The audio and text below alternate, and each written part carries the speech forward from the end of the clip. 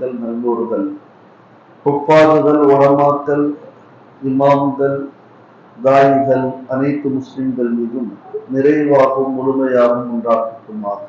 ஆமீன். அல்லாஹ்வின் நல்லடியார்களே, பெரியோர்களே,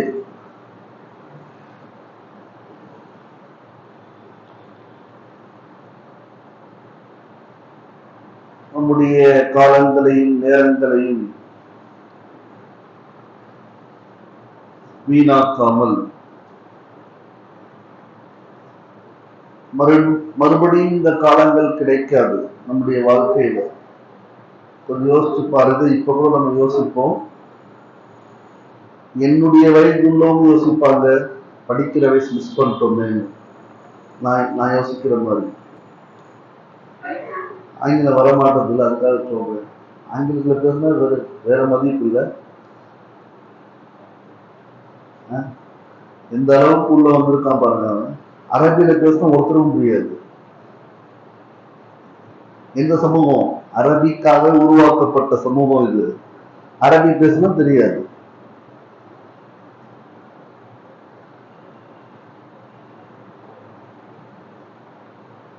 ஒருவேளை இதுவும் நம்முடைய எதிரிகளுடைய ஒரு சூழ்ச்சியோன்னு தெரியல.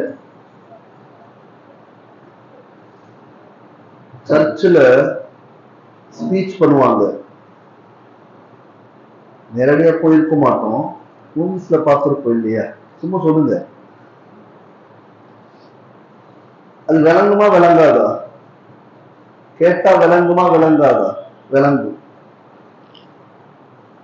கோயில்ல பூசாரி சொல்லுவாரு, எனக்கு தெரிஞ்ச வரைக்கும் ஹிந்து சகோதரர்களுக்கு விளங்குனதில்லை இது வரைக்கும்.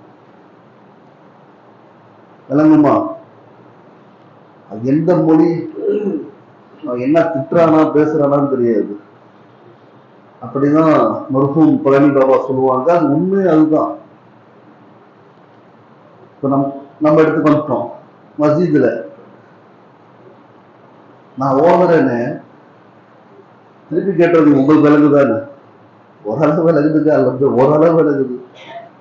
நான் உங்க கூட தானே இருக்கேன். அப்ப எப்படிங்க? அது சிலை வணக்கம், இது இறை வணக்கம். ரெண்டுமே ஒன்னா இருக்குங்க. விளங்காத விஷயத்துல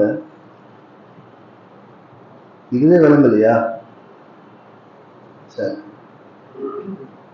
எப்போ தெரிஞ்சுக்க போறோம்? தாடி எல்லாம் வெள்ள ஆரம்பிச்சிருச்சு இல்லையா? ஃபுல்லா இருக்குது, மருதாணி போட்டு கண்ட்ரோல் பண்ணி வந்திருக்கு. சுன்னத்து, அதுக்கு ஆதாரம்லாம் இருக்குது.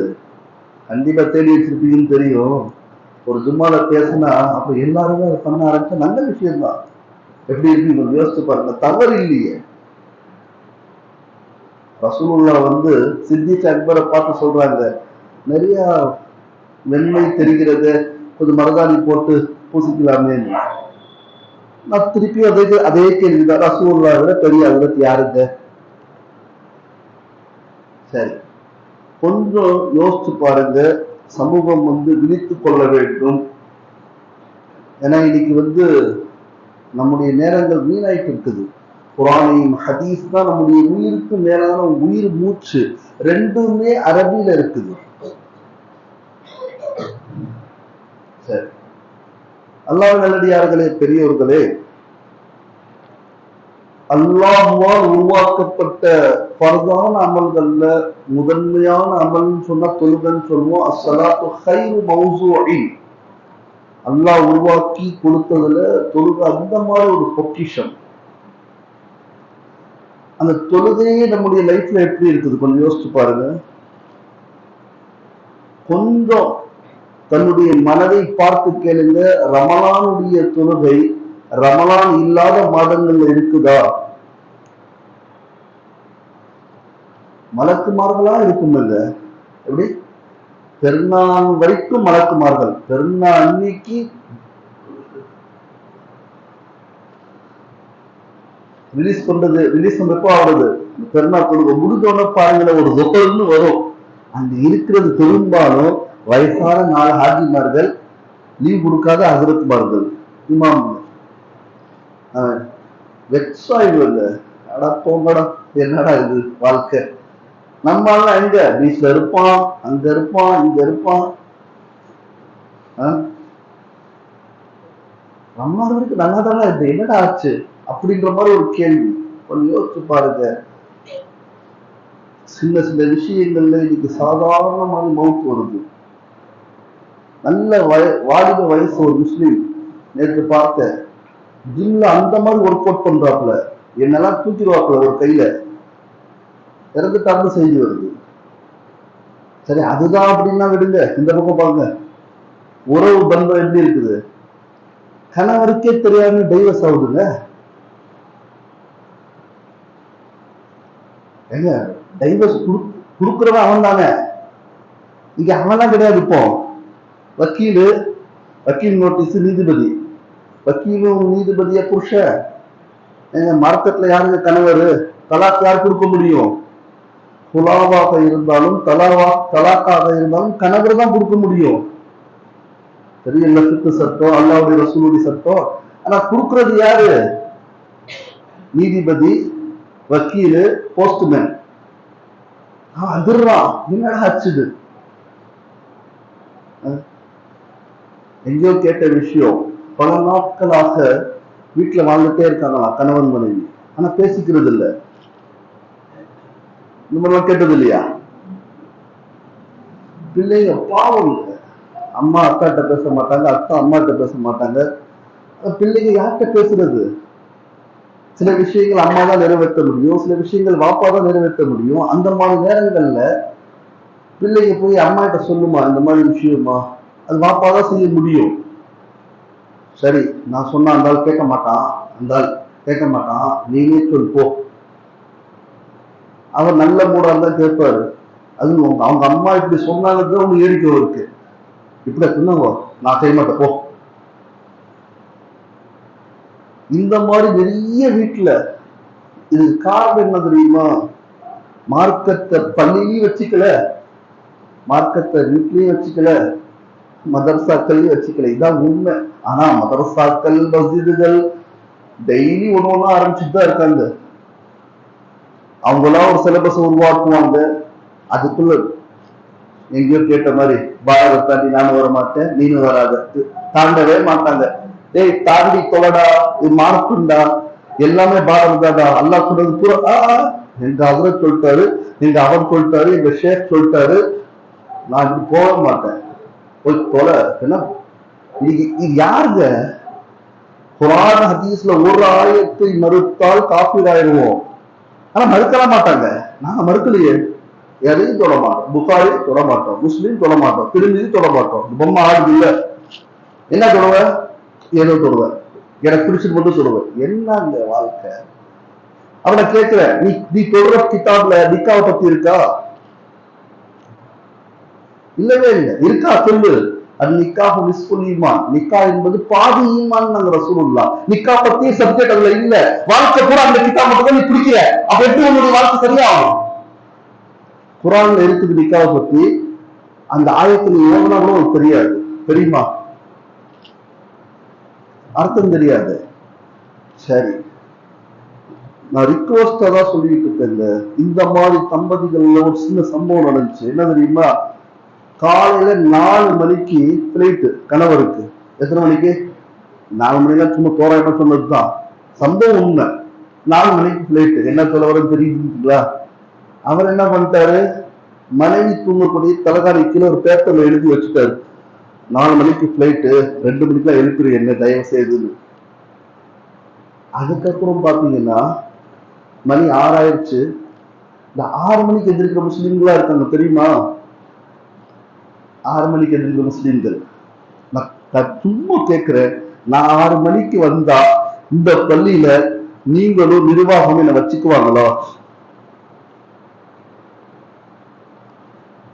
வச்சுக்குவாங்கன்னு சொல்லுங்க, சொர்க்கத்துடைய நிர்வாகம் நான் சொல்றேன். ஆனா வச்சுக்கணுங்க, தெரியாம தூங்கிட்டா தப்பு இல்லையே, தவறா? வச்சுக்க மாட்டாங்க. எத்தனை பள்ளியில எத்தனை பேர், எத்தனை உலமாக்களுக்கு சிக்க வர்றதில்லைங்க தொழுகைக்கு. அவர் ஒரு மனுஷன் தானே பார்க்க மாட்டார். ரசூலுல்லாஹ் வர்ற வரைக்கும் சஹாபாக்கள் காத்திருப்பார்கள். நம்ம கேட்பான், நீ ரசூலுல்லாவா? நவுது பில்லாஹ் ஐயாது பில்லாஹ் ரசூலுல்லாஹ் சொன்னாலே ஈமான் போயிடும். நான் ரசூலுல்லாஹ்னு சொன்னேன்.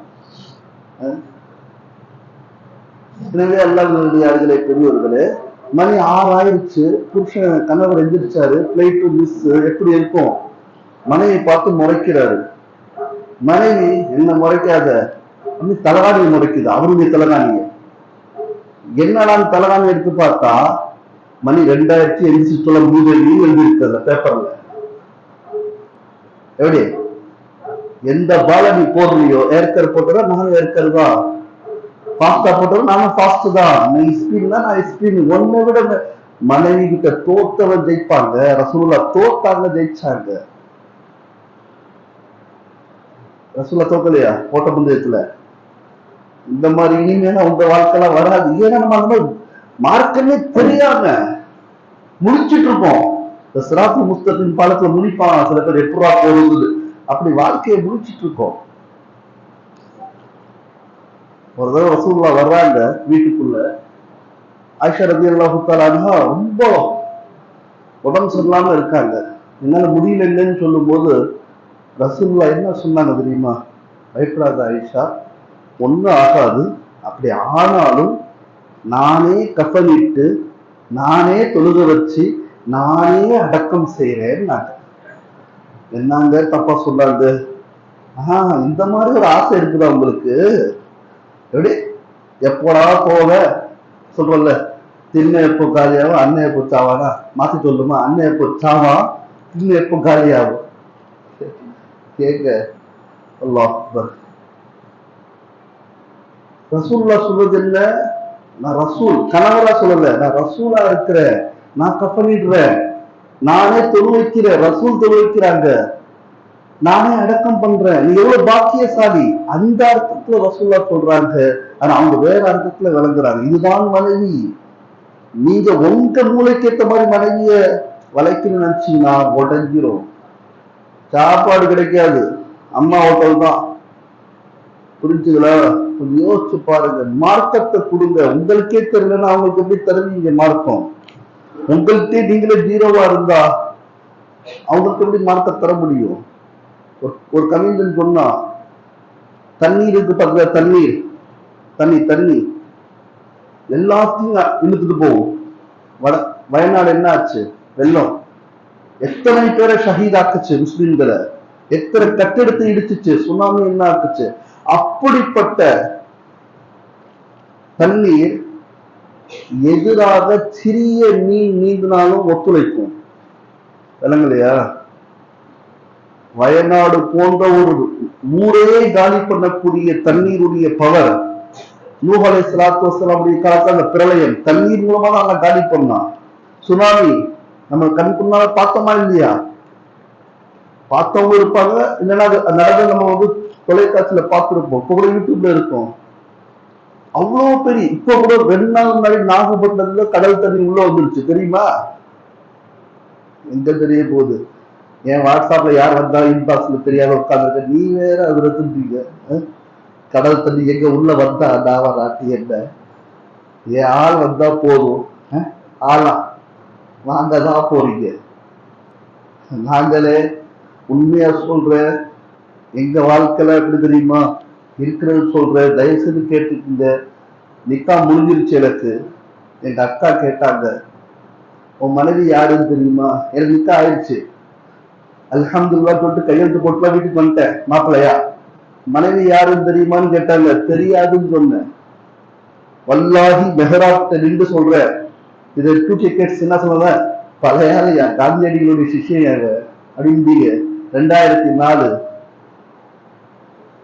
மனைவி எப்ப பார்த்த? அசருக்கு பிறகுதான் போய் கூப்பிட்டு வர போறோம். அந்த ஊர்ல அந்த பழக்கம் மேல் சடத்துல. அப்பதான் பாக்குற இவங்கதான் என் மனைவின்னு காட்டுறாங்க. யார்கிட்ட? கணவர்கிட்ட. இந்திக்கு வரைக்கும் என்ன தெரியுமா இல்லாம, நான் போறதுக்கு 1 நிமிஷம் லேட் ஆச்சுன்னா போன் வந்துடும். என் முகத்தை பார்த்து பிரச்சனைன்னு தெரிஞ்சுக்குவாங்க.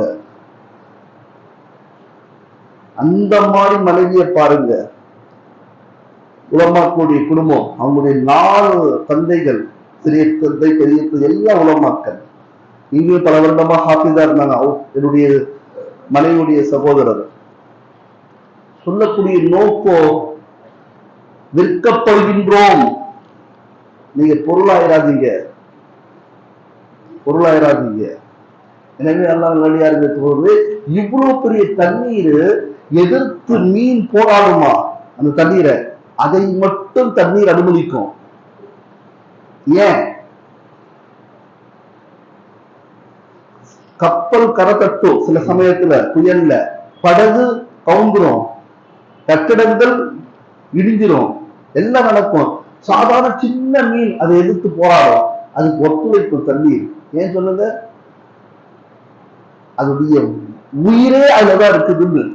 நான் ஒத்துழைக்கலன்னா அவன் செத்துருவான். மீன் அவன் செத்தாதான் வெளியே வரும். மீன் செத்தாதான் கரை ஒதுங்கோ. அப்ப தண்ணீருக்கு தெரியுது அவனுடைய உயிரே என் கையில இருக்குது. அப்ப உங்க கையில எத்தனை உயிர் இருக்குது? வயதான அம்மா, வயதான அத்தா, உங்க பிள்ளைகள் உயிர் ஏது பொக்கிஷம். உங்க மனைவி நிக்கானவங்க பொக்கிஷம். அவங்களுடைய கடினத்தை பட்டு பார்க்காதீங்க. அவங்க பின்னாடி எத்தனையோ நல்ல விஷயங்கள் இருக்கிறது. நம்முடைய குறைகளை அவங்க தேட ஆரம்பிச்சுட்டாங்கன்னா நம்ம சுடுகாடுக்குள்ள லாய்க்கு ஜி. நல்லவங்களா மலக்கா? எனவே அல்லாஹ் நல்லடியார்களே, பெரியோர்களே, ஒரு தடவை ரசூலுல்லாஹ் சொல்றாங்க, அந்த மஜ்லிஸ்ல பாத்தீங்கன்னு சொன்னா 4 கலீஃபாக்கள் இருக்கிறாங்க. என்ன பிடிக்கும்னு கேட்டாங்க. ரசூலுல்லாஹ் சொன்னாங்க இத்ரு. ரசூலுல்லாஹ் பிடிச்சது என்ன? இத்ரு, குஷ்பு. ஏற்கனவே சொல்லிட்டு குஷ்பு, இந்த உருதுல சொன்னா பிரச்சனை வந்துருது. குஷ்பு தாமரை வளரும், குஷ்பு இல்லைங்க அத்தர். சென்ட்னு சொல்லணுமா? சென்ட்ல வந்து சில சென்ட்ல இது இருக்குன்னு நினைக்கிறேன், ஹால்கஹால். பேரை பாருங்கள, எவனோ பேர் வச்சானா ஹால்கா, நல்லா இருக்க பேருன்னு ஹால்கஹால்னு பேர் வச்சான். எனக்கு கூட சரியான அர்த்தம் தெரியாது. மதுனா அர்த்தம் சாராயமா? சொல்லுங்க பதில். ஜும்மாங்க, சும்மா இல்லைங்க. இத்தனை ஜும்மா கூட நம்ம திருந்தாம இருக்கோம்னு சொன்னா ரொம்ப கஷ்டமா இருக்குங்க. நான் பயான் மாதிரியாக பேசிட்டு இருக்க ரொம்ப நாளா. சரி, இத்திரு பிடிக்கும். 2வது தீன்தாரியான பெண். டாக்டர் படிச்சிருக்கிறது தீன்தாரியான பெண். நீ டாக்டர்லாம் தீன்தாரியா இருக்காங்க தெரியுமா? சில இடத்துல பெண்கள்ல பாக்கியசாலிகள். பார்க்காத இருந்தாலும் நீங்க உங்களதான் சொல்றேன்னா, தீன்தாரியான பெண் டாக்டர். அவங்க பெண். அவங்க இந்த மாமனார் வந்து போலீஸ்காரர். பொண்ணு வந்து ஹாஃபீஸுங்க. 10 வயசு பொண்ணு ஹாஃபீஸு. என் பொண்ணு கூட ஹாஃபீஸ் இல்லைங்க, வெக்கமா இருக்குங்க. 10 வயசு பொண்ணு ஹாஃபீஸ், அவருடைய பொண்ணு. சரி, இப்படி தீன்தாரியான பெண் ரசூலுல்லாஹ்க்கு பிடிக்கும். 3வது சொன்னாங்க தொழுகை. எந்த பிரச்சனையா இருந்தாலும் ரசூலுல்லாஹ் தொழுவாங்க. சரி, நேரம் முடியுது. இதை கேட்ட சித்திக் அக்பர் சொன்னாங்க, எனக்கும் பிடிச்சது 3. என்ன? ரசூலுல்லாஹ்வை பார்ப்பது. ரசூலுல்லாஹ்வை பார்ப்பது 1. 2வது என்னுடைய மகள் ஆயிஷா அவங்களுடைய நிக்கால இருப்பது. 3வது செல்வத்தை அல்லாவுக்காகவும் அல்லாவுடைய ரசூலுக்காக செலவழிக்கிறது. இன்னைக்கு செலவழிக்கிறோமாங்க? எவ்வளவு பெரிய பேனர்லாம் போட்டு செலவு கேட்டாலும் சரி. 3வது உமர் ரலியல்லாஹு உட்கார்ந்தாங்க, எனக்கு பிடிச்சது 3. என்ன? அம்ரு பில் மாரூஃப், நல்லதை சொல்லிக்கிட்டே இருப்ப. முன்னாடி ஃபிரௌன் இருந்தாலும் பரவாயில்ல, எவன் இருந்தாலும் பரவாயில்ல. நஹி அனில் முன்கர், கெட்டதை வேரோட அறுப்பேன் செஞ்சு காட்டினாங்க உமர். 2. 3வது தெரியுமா? பழைய ஆடையை போடுவது. இன்னைக்கு எத்தனை ட்ரெஸ், நியூ இயருக்கு ஒரு ட்ரெஸ், நமக்காக மொஹரம் நியூ இயருக்கு எடுத்தாலும் பரவாயில்ல, சந்தோஷப்படலாம். சரி, அதுக்குள்ள தலைப்பூச்சுக்கெல்லாம் எடுக்காதீங்க, விடுங்க. பழைய ஆடை உடுத்துறது. நம்ம சில பேர் பழைய ஆடைலாம் உடுத்துட்டே இருப்போம். ஆனா பெரும்பாலும் புது ஆடை யாரு உடுத்துவாங்க தெரியுமா? இப்போ இறந்தவன். சொல்லுங்களேன், யாரு? இறந்தவங்க, மையத்து. ஏழை வீட்டை இறந்துட்டாலும் நான் கஃன் வாங்கி கொடுக்குறேன், புது கஃன் வேணுமா? ஈமானும் அமலும் இருந்தா ஏனும் சொல்லுவோம். இந்த பதிலே வரலையே. கேட்கிறாங்க, அவங்க கிட்ட கேட்டாங்க. அவங்க சொன்னாங்க, உணவளிப்பது எனக்கு பிடிக்கும், கொடுத்துக்கிட்டே இருக்கணும் உணவு. அதான் சொன்னேன், தபூக்ல 960 ஒட்டகம் கொடுத்தாங்க. 940 ஒட்டகம் தபூக்ல கொடுத்துட்டு 60 குதிரைகளை கொடுத்தாங்க. 1000 பிராணிகளை கொடுத்தாங்க அல்லாவுடைய பாதையில. ஆனா கிலாத்தே ரஹ்னா. அடுத்தது ஆடை இல்லாதவர்களுக்கு ஆடை அணிவிப்பது. அடுத்தது திலாவத்தே குரான். குரான் ஓதிக்கிட்டே இருப்பாங்க. நான் சொன்னேன், நமக்கும் தெரியும், இறக்கும் போது குரான் கையில. அவங்களுடைய உயிர் போது அவங்க ஓதுன கடைசி வார்த்தை பசேக்திகஹுமுல்லா, நீ செய்யக்கூடிய அமலுக்கு அல்லாஹ் போதுமானவன். இன்னைக்கு அழகா ரசூல்லா கூட இருக்காங்க. ரசூல்லா கடவுளை கண்டாங்க. உஸ்மான் நோன்பு திறக்க வாங்கன்னு கூப்பிட்டாங்க. அதுக்கு அலி கேட்டாங்க. இத அலி சொன்னாங்க, விருந்தாளி உபசரிப்பது. விருந்தாளி வீட்டுல, என் வீட்டுக்கு வந்து பல வருஷம் ஆச்சு, என் வீட்டுக்கு வந்து பல வருஷம் ஆச்சு, தேடிக்கிட்டு தான் இருக்க, எந்த விருந்தாலும் வரமாட்டோம், ஏன்னு தெரியல, சமையல் சரியில்லாத இருக்குன்னு நினைக்கிறேன். தைரியமா சொல்றேன் பாத்தீங்களா, இந்த வீட்டு பயான முதல்ல மனைவி தான் கேட்பாப்ல, முதல்ல அவதான் கேட்பா. சொர்க்கங்க எனக்கெல்லாம் உண்மையா சொல்றேன், அந்த தைரியத்தை தான் வாழ்றேன், அந்த மகிழ்ச்சியில இருக்க, எங்க போவாங்க நல்லா இருக்கணும் இறக்குற வரைக்கும். ஏன்னா என் மனைவி உத்தமி, அத்தைபாத், நான் உத்தமனா எனக்கு தெரியாது. சரி, மெஹ்மான் விருந்தாளி உபசரிப்பது. இரண்டாவது, வெயில் காலத்துல நோவு வைக்கிறது, அது தனிக்கு பிடிச்சது. மூன்றாவது, அல்லாவுடைய பாதையில ஜிஹாத் போறது. எப்படி இருப்பாருன்னு சொன்னேன், 2-3 ஜும்மா முன்னாடி சொன்னேன். தூங்கிட்டு இருக்க கூடாதீங்க. 2-3 ஜும்மா முன்னாடி சொன்னேன். ஷார்ட்டா நினைக்காதீங்க, தன்னுடைய உடம்ப பார்க்க நினைக்காதீங்க, கல்வில இருக்குது வீரம். ஒரு தேவைன்னு சொன்னா, இப்ப கூட சொல்றேன், மார்க்கத்துக்கு தேவைன்னு சொன்னா ரிக்ஷா ஓட்டுறா, ஆட்டோ ஓட்டுறா, அத்தனை பேர் உயிரை கொடுப்பான். என்ன மாதிரி அதுல இதுக்குள்ள உட்காந்துருப்பான். நான் என்னுடைய பணிக்கு சொல்ல வரல, தைரியம் வரணும், அப்படி வாழணும். அல்லாவுக்காக வெட்டப்பட்டாலும் சரி, கிதாபை எடுத்து வாசிக்க கூடாது. நீங்கள் வெட்டப்பட்டாலும் சரி, எரிக்கப்பட்டாலும் சரி, கரிக்கப்பட்டாலும் சரி, இது சொல்லிட்டு இருக்க கூடாது, செஞ்சு காட்டணும். அந்த நிலைமை வரலாம், அந்த நிலைமை வராம இந்தியா முடியாது. நான் ஏற்கனவே சொல்லியிருக்கேன், ஒரு ஹதீஸுடைய அடிப்படையில ஒரு பெரிய ஜிஹாத் யுத்தம் நடக்க போது, மாமு தலைமையில, மாமு இருப்பானதில்ல, அதுக்கான என்ன வேலையும் செஞ்சுட்டு இருக்காங்க. இன்னைக்கு அதானி மேல பெரிய ஊழல், அமெரிக்கால ஊழல்பட்டு வந்திருக்கான் மாமு. கொஞ்சம் யோசிச்சு பாருங்க.